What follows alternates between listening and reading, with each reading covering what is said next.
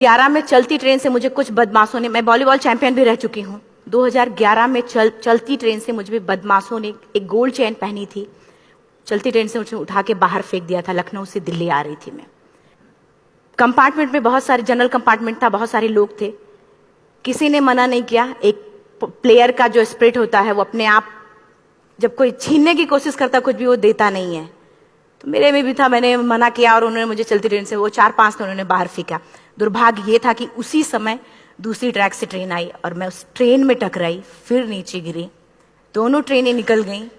कुछ देर बाद मैंने हाथ को ऐसे रख के उठने की कोशिश किया तो देखा कि मेरा पैर कट चुका था। थाई को उठा के देखा, मेरा पैर ऐसे जीन्स में लटका हुआ था, ब्लड फोर्सफुली निकल रहा, दूसरे पैर की हड्डियां टूट टूट के बाहर निकल चुकी थी। पूरी रात मैं चिल्लाती रही ट्रैक पे, छोटे छोटे पत्थर होते ऐसे चिल्लाती रही कि कोई बचा ले, कोई नहीं आया बचाने। और जब पूरी रात चिल्लाते चिल्लाते इतना कि मुझे दिखाई भी देना बंद हो गया, जब ट्रेन आता था तो वाइब्रेट होता था। इतना ही नहीं, फ्री का इनविटेशन भी लोगों को मिल गया था, कुछ लोगों को। ट्रैक पे आपने ट्रेन की ट्रैक पे छोटे छोटे चूहे देखे होंगे, मेरे कटे हुए पैर पे आग के मेरे पैर कुतर रहे थे। मैं ब्रेन कॉन्शियस मेरा पूरा काम कर रहा था मेरे, लेकिन बॉडी में कोई भी मूवमेंट नहीं था। पूरे पल में वही चीजें सोच कि कैसे मैं अपने आप को कैसे बचा पाऊं। लेकिन करीब पूरी रात ऐसे बीता। सुबह गांव वालों ने मुझे बरेली डिस्ट्रिक्ट हॉस्पिटल यूपी में है, वहां पे हुआ था ये। सुबह गांव वालों ने मुझे उठाया, डिस्ट्रिक्ट हॉस्पिटल ले जाके रखा। तो फार्मासिस्ट, डॉक्टर, सीएम, जितने लोग थे आपस में बातें कर रहे, अरे हमारे पास तो एनेस्थीसिया नहीं है, ब्लड नहीं है, इसका इलाज शुरू करें तो हम कैसे करें। मुझे भी नहीं दिखाई तो नहीं, लेकिन मेरा सुनाई दे रहा था सब कुछ। वहां पे कहां से हिम्मत आई मुझ में, मुझे भी नहीं पता। मैंने बोला वहां पे कि सर जब मेरा पूरा पैर कटा, तब मैंने इतनी देर रेलवे ट्रैक पे थी, मैं उस चीज को बर्दाश्त किया, तो अभी तो आप मेरे अच्छे के लिए मेरे पैर काटेंगे। शायद आपको यकीन नहीं होगा, या फिर कभी आप लोगों ने ये चीज नहीं देखी, कोई डॉक्टर या फार्मासिस्ट अपना ब्लड दे के किसी पेशेंट को बचाया। मेरी इस बात को सुनने के बाद वहां के डॉक्टर और फार्मासिस्ट दोनों ने एक एक यूनिट ब्लड दिया और मेरे पैर को बिना एनेस्थीसिया अलग कर दिया गया। आज भी मैं उस दर्द को महसूस करती हूँ। जब भी मैं जब बोलती हूँ तब मैं वो चीजें महसूस करती हूँ। उसके बाद जब बात मीडिया में आई, लोगों को पता चला कि मैं नेशनल प्लेयर है, KGMC king George medical college Lucknow में एडमिट करा, लखनऊ से फिर sport minister, AIIMS trauma centre Delhi. तब तक सब ठीक ठाक चल रहा था, प्लेयर होने की वजह से अच्छा ट्रीटमेंट मिलना शुरू हुआ। करीब 4 महीने मैं एम्स में रही। एम्स में रहने के बाद जब मैं थोड़ा ठीक हुई, करीब 25 दिन बाद जब ठीक हुई, न्यूज़पेपर में गोल गोल लिख के अरे अरुणिमा के पास टिकट नहीं था, अरुणिमा ट्रेन से कूद गई। उसका खंडन किया घर वालों ने, फिर बोला कि अरुणिमा सुसाइड करने गई थी। जिस लड़की का शरीर का एक अंग कट चुका, पूरी जिंदगी का पता नहीं कि व्हील चेयर है, बैसाखी, या पता, यहाँ तक कि मेरे स्पाइन में 3 फ्रैक्चर था, मुझे ये भी नहीं पता था कि मैं बेड से उठ भी पाऊंगी कि नहीं।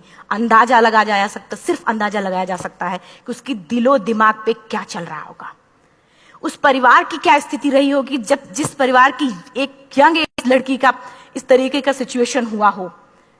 फिर भी कहते हैं कि जहां चाह होती वहां राह मिली जाती है। एम्स के हॉस्पिटल के बेड पे मैंने डिसाइड किया, क्योंकि अपनी बातें हम चिल्ला चिल्ला के करें, वो सिस्टम की इतनी हाई लेवल की बातें हो रही थी कि हम एक मध्यम वर्गीय फैमिली से थे, हम अपनी बातें चिल्ला चिल्ला के कह रहे थे, लेकिन कोई नहीं सुन रहा था। लेकिन कहते हैं मैंने अपने दिल, दिमाग, अंतरात्मा से ये चीज सोच लिया कि ठीक है, आज आपका दिन है, जितना चाहो बोल लो, एक दिन तो मेरा दिन आने वाला, मैं प्रूफ कर दूंगी कि मैं क्या हूं, मैं क्या थी, ये मैं प्रूफ कर दूंगी। हॉस्पिटल के बेड पे डिसाइड किया वॉलीबॉल नहीं, लाइफ का सबसे टफ गेम करना है, तब मैंने माउंटेनिंग चुना। जब मैंने माउंटेनिंग कहने और करने में बहुत फर्क होता है। जब मैंने माउंटेनिंग की बात सोची और लोगों के सामने, सबसे बड़ी चीज थी सही गाइडेंस में ट्रेनिंग लेना, दूसरा स्पॉन्सरशिप। इतना बड़ा एक साथ तो मैंने 40 से 50 लाख मैंने वाकई में कभी नहीं देखे थे पहले। मेरे लिए बहुत बड़ी चीज थी वो इकट्ठा कर पाना। जब मैंने लोगों के सामने रखा कि मैं माउंटेनिंग करना चाहती हूँ, एवरेस्ट के लिए मुझे ट्राई करना है, हर किसी ने मुझे बोला कि क्या है, पागल हो चुकी हो क्या, तुम्हारा दिमाग खराब हो चुका, तुम कभी नहीं कर सकती माउंटेनिंग। एक पैर आर्टिफिशियल है, दूसरे में रॉड है, और तुम्हारा दिमाग खराब है, स्पाइन में भी फ्रैक्चर है, तुम पागल होगे, चुपचाप कोई नौकरी करो, जीवन यापन करो। क्योंकि लोगों का सबसे बड़ा प्रॉब्लम ये होता है, लोग फिजिकल देखते, पैरों को मेरी अंतरात्मा में क्या चल रहा था वो तो किसी को पता ही नहीं था।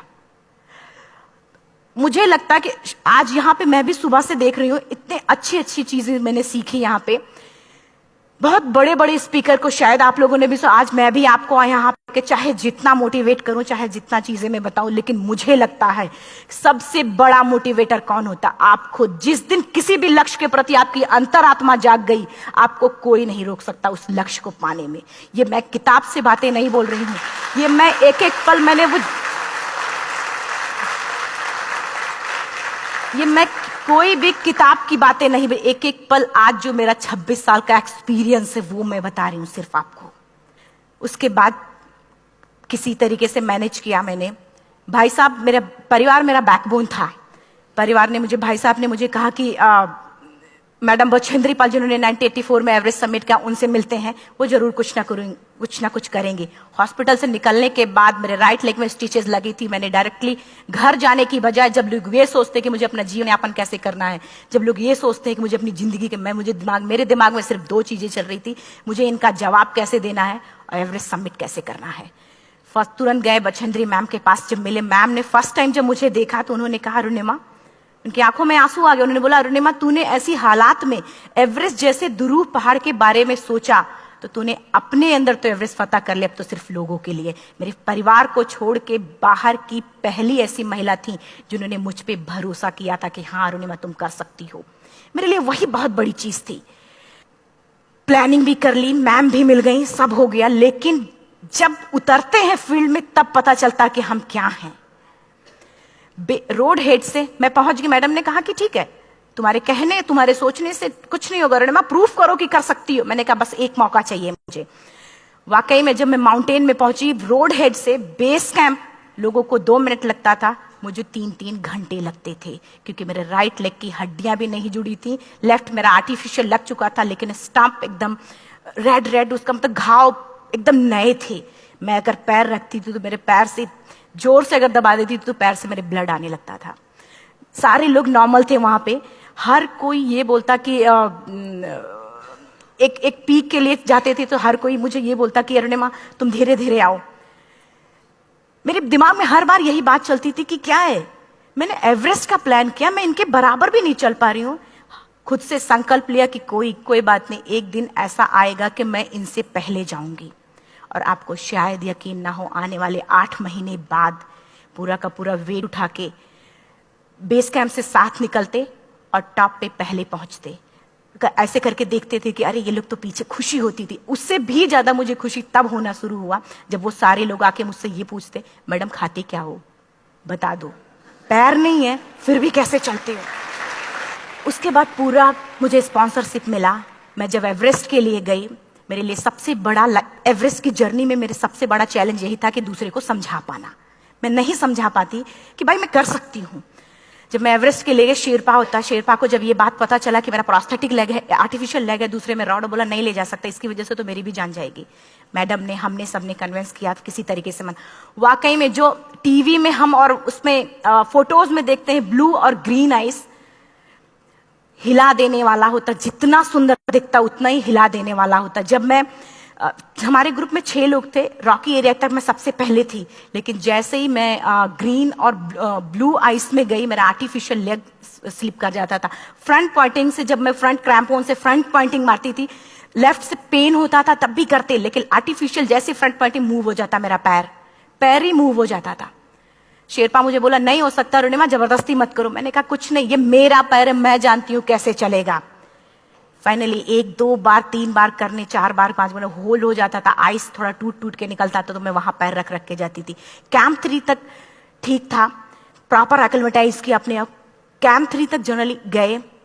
बात जब कैंप 3 के ऊपर की होती है, साउथ कोल समिट, अच्छे माउंटेनियर, अच्छे दिलेर के हौसले धरे के धरे तब रह जाते हैं जब अपनी आंखों के सामने किसी को मरता देखता है, और दिमाग में बात, जब जिसको डिसीजन मेकिंग, और जब दिमाग में बातें जब ये आने लगती हैं कि अरे जिस चीज के लिए हम जा रहे हैं उसी चीज के लिए आदमी मर रहा है, इसी चीज के लोग लिए मर चुके हैं।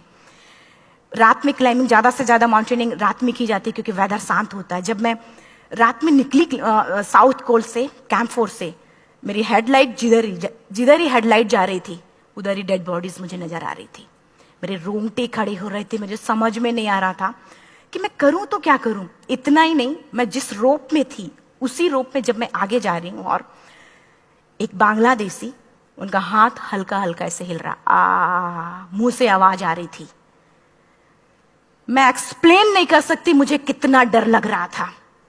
बार बार ये बार बार मन में आती, इसका ऑक्सीजन खत्म हुआ है, ये मर चुका है लास्ट सिचुएशन में, और हम कुछ नहीं कर पा रहे हैं, क्या करें। उसके बाद मैंने 10 से 15 मिनट सिर्फ मैं वहां खड़ी रही। मैंने सिर्फ इतना बोला कि अगर आप सभी में से सभी ने एवरेस्ट सबमिट कर लिया तब तो ठीक है, अगर नहीं सबमिट किया है मैं सबके लिए एवरेस्ट सबमिट करूंगी और जिंदा वापस जाऊंगी। क्योंकि जैसा हम सोचते हैं हमारी बॉडी उसी तरीके से जनरेट करना शुरू करती है। मैंने डेड बॉडी, क्योंकि जा ही नहीं सकते थे किनारे से, उसी रोप में वो एंकर है, डेड बॉडी को लांगी और लांग के जाना शुरू किया। हिलेरी स्टेप साउथ समिट के करीब जब मैं खुद पहुंची, मेरे शेरपा ने एक जोर से झटका मुझे दिया कि अरुणिमा वापस चलो, तुम्हारा ऑक्सीजन खत्म हो रहा है। हिलेरी स्टेप के बाद एवरेस्ट समिट है, थोड़ा चलने के बाद एवरेस्ट समिट है। अगर कोई आपसे ये बोले, आप अपने टारगेट के इतने करीब हो, अगर कोई आपसे ये बोले कि अरुणिमा वापस चलो, कैसा लगता है। मैंने भी यही बोला, सर क्या बोल रहे हो आप, मैं नहीं जाऊंगी वापस। बोला अरुणिमा जिंदगी रही दोबारा ट्राई करना और एवरेस्ट समिट हो जाएगा दोबारा तुम्हारा। मैंने कहा नहीं, ये आप जिंदगी में गोल्ड चांस बार बार नहीं आते, लाइफ में कभी कभी आता है, ये आपके ऊपर आता, आप उसको पकड़ के रखते हो या फिर छोड़ देते हो। मैं अपना गोल्ड चांस कभी नहीं, क्योंकि मैं जानती थी मुझे स्पॉन्सरशिप बहुत मुश्किल से मिला, एक बार अगर मैं छोड़ देती दोबारा मुझे कभी नहीं मिलता। मैं बहुत अच्छी तरीके से जानती थी। मेरा फाइनली मुझे बछेंद्री मैम ने भी एक बार बात समझाई थी, मेरी माँ ने मुझे एक बार बताया था कि लाइफ में कभी कभी सिचुएशन ऐसी आती है जब सिर्फ आप अकेले होते हो, डिसीजन सिर्फ आपको लेना होता है। जहां पे भी होना, खड़े होकर हल्का सा पीछे मुड़कर देखना और यह सोचना कि आप एक एक कदम चल के यहां तक पहुंचे हो, सिर्फ अपना एक कदम आगे बढ़ाना, तुम देखना कुछ देर बाद तुम टॉप पे होगी। मेरे दिमाग में उनकी बातें वीडियो की तरह चल रही थी और सिर्फ एवरेस्ट का टॉप चल रहा था। मैंने शेरपा को पहले कन्विंस करने की कोशिश की कि भाई चल, कुछ नहीं होगा भाई चल। फाइनली जब वो नहीं माना, मैंने एक कदम आगे बढ़ाया, डिसीजन लिया कि नहीं जाना ही जाना है। आगे बढ़े, करीब 1 से 1.5 घंटे बाद मैं टॉप पे थी। और इतना ही नहीं, आज भी मैं जितनी बार बोलती हूं उतनी बार मैं महसूस करती, अब मेरे रोंगटे खड़े हो जाते हैं, मेरा दोनों हाथ ऊपर करके जोर जोर चिल्लाने का मन कर रहा, कितनी जोर से चिल्लाऊं कि सबको बता दूं कि आज मैं टॉप ऑफ द वर्ल्ड पे हूं। उन लोगों को बता दूं जो लोग ये सोचते हैं, लड़की, दूसरे विकलांग, तीसरे मिडिल क्लास में, जो लोग एक बार हार के फिर दोबारा लड़ना नहीं चाहते, जो लोग हारने के बाद सोचते हैं कि हम दोबारा कुछ कर नहीं सकते, उन लोगों को मैं चिल्ला चिल्ला के टॉप से बताना चाहती थी कि नहीं, आप सब कुछ कर सकते हो। सिर्फ एक सोच की विकलांगता, हैंडीकैप आदमी यहां से होता है, यहां से नहीं। अगर यहां से जो आदमी विकलांग है तो नॉर्मल आदमी भी विकलांग है, जो अगर यहां से विकलांग है। चिल्ला चिल्ला के मैं बताना चाहती थी। मैंने शेरपा से कहा कि आप एक फोटो खींच लो, क्योंकि सारे लोग फोटो, अपना नेशनल फ्लैग का जो वैल्यू होती है ना, वो जब हम कहीं बाहर होते हैं तो पता चलता है। मुझे भी बहुत खुशी हो रही थी, फ्लैग को हग किया और बोला फोटो खींचो। बोला पागल हो गई है, तेरा ऑक्सीजन कभी भी खत्म हो जाएगा, नीचे चल। नहीं, फोटो खींच लो। फोटो खींचा उसने। वो तो अगली बार इतना तेज गुस्सा हुआ, मैंने उसको बोला कि भाई वीडियो भी बना ले। 8848 की हाइट पे ऑक्सीजन खत्म हो रहा है, आज हम भी हंस रहे हैं आप लोगों के साथ क्योंकि यहां पूरा ऑक्सीजन है। और 8848 की हाइट पे जब मुझे शेरपा, कोई भी शेरपा को बोलेगा भाई वीडियो बना, तो परेशान हो जाएगा, पागल हो चुकी, तुम मर जाए, यहां मैं जा रहा हूं नीचे। मैंने कहा नहीं, कुछ नहीं होगा, आप बनाओ वीडियो। किसी तरीके से मन में 4-5 पेयर बैटरी रख के लेके गई कि डिस्पोजल कैमरा, एक अलग कैमरा, की मतलब एक नहीं काम करेगा तो दूसरा करेगा, प्रॉपर प्लानिंग से। शायद आप लोग भी सोचो कि वाकई में लड़की को इतना बड़ा रिस्क लेने की क्या जरूरत थी, कि जिंदगी कभी भी जा सकती थी इसकी। लेकिन मैंने वो रिस्क लिया क्यों? क्योंकि मैं चाहती थी, कहीं ना कहीं से मेरे भी दिमाग में ये बात आ चुका था कि मैं जिंदा वापस ना जाऊं। मैं चाहती थी कि अगर मैं जिंदा ना जाऊं तो ये वीडियो मेरे इंडिया, शेरपा से मैंने यही बात बोली, ये वीडियो अगर मैं जिंदा नहीं जाती, ये वीडियो मेरे इंडिया पहुंचा देना, मेरे यूथ तक चला जाएगा। क्योंकि मैं चाहती थी कि 11 अप्रैल 2011 को मेरा एक्सीडेंट हुआ, 21 मई 2013 10:55 पे मैं टॉप ऑफ द वर्ल्ड पे थी। ऑलमोस्ट 1 से 2 साल के अंदर कैसे? यहां से मैंने ये चीज, मैंने कभी भी कामयाब होने के, मेरी वो जिंदगी बन चुकी थी, मेरा जुनून बन चुका था, मेरा पैशन मेरा जिद बन चुका था। वो मेरा सोते उठते बैठते सिर्फ मुझे एवरेस्ट दिखाई जाए। और मुझे लगता है किसी को भी अगर अपना लक्ष्य पाना है, यहां से अगर वो पागलपन जब तक नहीं आएगा तब तक नहीं होगा। वो फाइनली उसने वीडियो बनाया,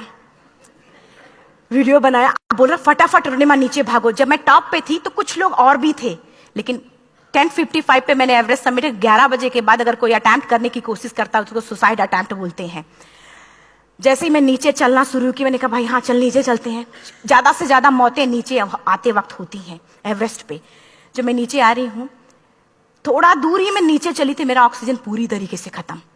सिर्फ अंदाजा लगाया सकता कि जब ऑक्सीजन खत्म हुआ क्या परिस्थिति रही होगी। मैं ऐसे नीचे गिर गई और शेरपा मुझे बोल रहा कि अरुणिमा मुझे यकीन नहीं था कि तू एवरेस्ट सबमिट कर पाएगी, लेकिन फिर भी तूने किया।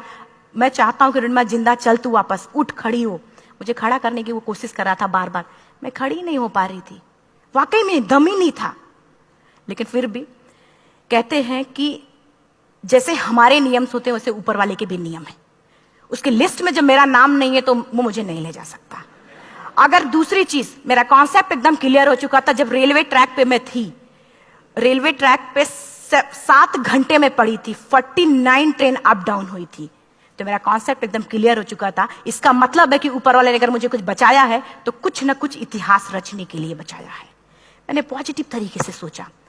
और उसी समय एक ब्रिटिश क्लाइंबर नीचे से ऊपर आ रहा था और उसके पास 2 ऑक्सीजन, तो उसने एक को वहीं फेंका और दूसरे को लेके नीचे जाना शुरू किया क्योंकि वेदर खराब था। मेरा शेरपा मुझे एंकर किया और जाने लगा नीचे, और वो फटाफट उसको लेके आए, मुझे लगाया। उसने बोला अरुणिमा तू बहुत लकी है कि तुझे यहाँ पे ऑक्सीजन मिला है। वाकई में ऊपर वाला भी चाहता है कि तू जिंदा रहे। वो मुझे बार बार लकी लकी बोल रहा था। शायद आप लोग में से भी कोई होगा कि जो लक और भाग्य जैसी चीजों पे भी यकीन करता हो, या पता नहीं भी। मैं किसी की भावनाओं को ठेस नहीं पहुंचाना चाहते, लेकिन मैं इन किसी भी चीजों पे भरोसा नहीं करती, क्योंकि मेरा मानना है कि लक भी उसी का साथ देता है जिसके अंदर जीतने का जज्बा है। अगर आपके अंदर जीतने का जज्बा नहीं है, चारों तरफ सिर्फ बहाने होते हैं, सिर्फ बहाने, इतना सारा एक्सक्यूज होता है। शायद मैं भी अगर वापस आ गई होती तो मैं बोल देती मेरा ऑक्सीजन खत्म है, कोई मुझसे पूछने ना, बछेंद्री मन, मेरा परिवार, कोई भी मुझे पूछने नहीं आता। लेकिन क्या कभी मैं अपने आप को समझा पाती? कभी नहीं। फाइनली जो भी था, लक भाग्य किस्मत में नीचे आ रही थी, बहुत खुश थी। माउंटेन, डेड बॉडीज, मेरा शेरपा, ये लोग थे। मैं किसी से शेयर भी नहीं कर पा रही थी कि अरे मैंने एवरेस्ट सबमिट किया, किसी से शेयर भी नहीं कर पा रहे थे। फटाफट मैंने नीचे हील मार मार के, हमारे से हील मार मार के नीचे आ रहे थे। एकाएक मेरा प्रोस्थेटिक लेग, पूरा का पूरा लेग ही निकल गया। -60 डिग्री तक टेम्परेचर डाउन हो जाता है एवरेस्ट पे। मेरा हाथ वगैरह ये सब ऐसे मूवमेंट, ऐसे मुड़ नहीं रहा था, ब्लड निकलने लगा था, ये सब यहाँ थे। मुझे शेरपा से मैं बोल रही हूँ कि ऑलरेडी मेरा पैर कटा हुआ है, अगर दिमाग में ये बात है कि मेरा हाथ भी काटना पड़ेगा, कैसा लगेगा मेरा दिमाग। क्योंकि ये ऐसा मूवमेंट, रेड 3 स्टेज होती हैं। रेड मेरा हो चुका था, रेड, ब्लैक, ब्लू, ब्लैक हो तो काटना पड़ेगा। तो बार बार मैं बोल रही हूँ शेरपा से कि भाई हाथ मेरा कुछ हो रहा है, इसमें मूवमेंट नहीं हो रहा है, यहाँ सबसे ब्लड हो रहा है। बोला अरुणिमा कुछ नहीं, जितना नीचे जाएंगे उतना अच्छा होगा। प्रोस्थेटिक लेग मेरा निकल चुका है, मैं रुकी हूँ, मेरा ऑक्सीजन चल रहा, बड़े मुश्किल से, लक भाग्य किस्मत जो भी था मुझे मिला था। शेरपा मेरे आगे है, लास्ट मोमेंट तक वो मुझे बोलेगा, अगर वो मैं नहीं चलती वो मुझे छोड़ के चला जाए। गलती उसकी भी नहीं होती, क्योंकि वो क्या करे, क्लाइंबर की वजह से, या तो अपनी जान वो भी दी, गलती उसकी भी नहीं है। लास्ट में मेरी आंखों से आंसू निकलने लगा। मैंने सोचा क्या करूं अब, रोने अपने आप आंसू ने कहीं ना कहीं से आ ही जाता है। दूसरे पल मुझे समझ में आ गया कि रोने धोने से कुछ नहीं होगा। मैंने आंसू को पोंछा और रोप, जो मेरी रोप थी, रोप को पकड़ा, दूसरे हाथ से आर्टिफिशियल लेग को, पैर को घसीट घसीट के चलना शुरू हो गया, क्योंकि मेरे पास यही था। ये तो दूसरा था, गिव अप कर दो ही चीज थी। पैर को घसीट घसीट चलना शुरू हुआ। कुछ दूर नीचे चलने के आने के बाद रॉक था, उसमें घुसे, पैर को खोला, सही किया, फिर नीचे चलना। Camp 4 to submit to camp 4 3500 feet है, और इसमें टोटल जनरली लोग 16 से 17 घंटे में सबमिट कर लेते हैं। मुझे टोटल 28 घंटे लगे थे। हर माउंटेनियर, चाहे बाहर का या फिर इंडिया का, हर किसी ने ये मान लिया था कि अरुणिमा जिंदा वापस नहीं आएंगी। हर किसी ने ये चीज मान लिया था। लेकिन मुझे लगता, जब मैं वापस साउथ पोल पहुंची, जब मैं टेंट का जिप खोला, मैंने हर किसी ने कहा कि अरे तू यहाँ है, हम तो सब सोच लिए थे तू चली गई। हर किसी ने ये बोला था। फिर सब खुशी मना रहे थे हम सब। देखिए, ये सब बताने का मेरा सिर्फ एक मकसद था कि सब कुछ हम में है, हम जैसा चाहें वैसा कर सकते हैं। ऑलरेडी टाइम हो चुका है। मैं एक चार लाइन की पंक्ति सिर्फ बोलूंगी। मैं एक्चुअली मेरा एम है कि मैं वर्ल्ड के जो कॉन्टिनेंट है, कॉन्टिनेंट के हाईएस्ट पीक समिट करूं। एशिया का एवरेस्ट हो चुका है, अफ्रीका किलिमंजारो हो चुका है, यूरोप का एल्ब्रुस हो चुका है। 23 नवंबर को मैं जा रही हूँ ऑस्ट्रेलिया हाईएस्ट पीक के लिए। बस आप लोगों की गुड विशेस चाहिए। और 4 लाइन, अभी तो इस बाज की असली उड़ान बाकी है, अभी तो इस बाज की असली उड़ान बाकी है, अभी तो इस परिंदे का इम्तिहान बाकी है, अभी अभी मैंने लांघा है समुद्रों को, अभी तो पूरा आसमान बाकी है। Thank you so much, thank you.